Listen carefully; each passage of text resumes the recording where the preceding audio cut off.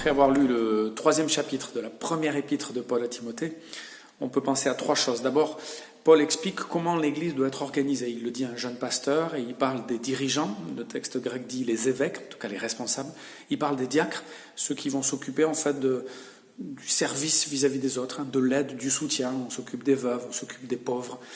Et puis, il va montrer que tous ces gens-là, tous ces gens qui ont des responsabilités dans l'Église, eh bien, il y a plein de conditions. Ils doivent être irréprochables, ils doivent être sobres, ils doivent être doux et pacifiques, ils doivent bien tenir leur maison.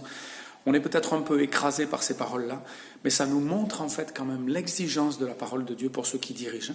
On a peut-être tous envie de diriger, mais on voit qu'il y a quand même des exigences importantes parce qu'on a une responsabilité importante. Alors il y a ceux qui se mettent trop de pression et qui disent « je ne pourrai jamais l'être », et puis il y a ceux qui ne réfléchissent pas assez et qui mettent des gens juste parce qu'ils ont envie ou parce qu'ils sont des gens importants dans la société.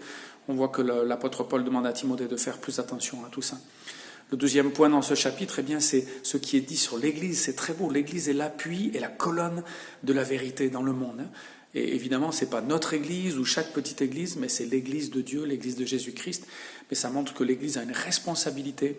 C'est la question de la vérité et la question de l'amour. Et puis enfin, à la fin de ce chapitre, l'apôtre Paul va parler de ce secret extraordinaire. Christ est venu comme un homme, il est venu dans le monde, il a révélé Dieu.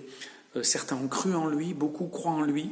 Et ça, c'est le secret extraordinaire qui est annoncé et que Timothée doit transmettre. Et ce Christ a été élevé en gloire. Voilà, la direction dans l'Église qui est l'appui et la colonne de la vérité, et puis ce secret de Christ qui s'est révélé dans le monde. Bonne journée à tous.